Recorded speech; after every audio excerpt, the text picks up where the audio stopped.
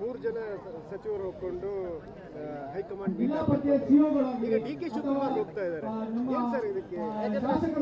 ಈಗ ಒಂದು ನಾನು ಕೇಳ್ತೀನಿ ನಿಮಗೆ, ನಾವು ಸಚಿವರಾಗಿ ಶಾಸಕರಾಗಿ ನಾನು ನನ್ನ ಹೈಕಮಾಂಡಿಗೆ ಮೀಟ್ ಮಾಡಿಲ್ಲ ಅಂದರೆ ಹೋಗಿ ಕೇಶವ ಕೃಪಕ್ಕೆ ಹೋಗಿ ಬರ್ತೀನಾ?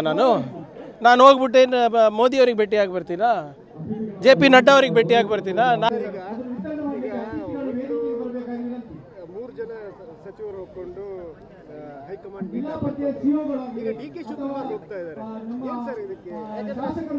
ಈಗ ಒಂದು ನಾನು ಕೇಳ್ತೀನಿ ನಿಮಗೆ, ನಾವು ಸಚಿವರಾಗಿ ಶಾಸಕರಾಗಿ ನಾನು ನನ್ನ ಹೈಕಮಾಂಡಿಗೆ ಮೀಟ್ ಮಾಡಿಲ್ಲ ಅಂದರೆ ಹೋಗಿ ಕೇಶವ ಕೃಪಕ್ಕೆ ಹೋಗಿ ಬರ್ತೀನಾ?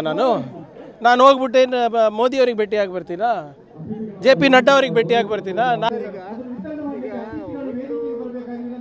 ಮೂರು ಜನ ಸಚಿವರು ಒಪ್ಪಿಕೊಂಡು ಹೈಕಮಾಂಡ್ ಈಗ ಡಿ.ಕೆ. ಶಿವಕುಮಾರ್ ಹೋಗ್ತಾ ಇದ್ದಾರೆ. ಏನು ಸರ್ ಇದಕ್ಕೆ? ಈಗ ಒಂದು ನಾನು ಕೇಳ್ತೀನಿ ನಿಮಗೆ, ನಾವು ಸಚಿವರಾಗಿ ಶಾಸಕರಾಗಿ ನಾನು ನನ್ನ ಹೈಕಮಾಂಡಿಗೆ ಮೀಟ್ ಮಾಡಿಲ್ಲ ಅಂದರೆ ಹೋಗಿ ಕೇಶವ ಕೃಪಕ್ಕೆ ಹೋಗಿ ಬರ್ತೀನಾ? ನಾನು ಹೋಗ್ಬಿಟ್ಟೇನು ಮೋದಿಯವ್ರಿಗೆ ಭೇಟಿಯಾಗಿ ಬರ್ತೀನಾ? JP ನಡ್ಡಾ ಅವ್ರಿಗೆ ಭೇಟಿಯಾಗಿ ಬರ್ತೀನಾ?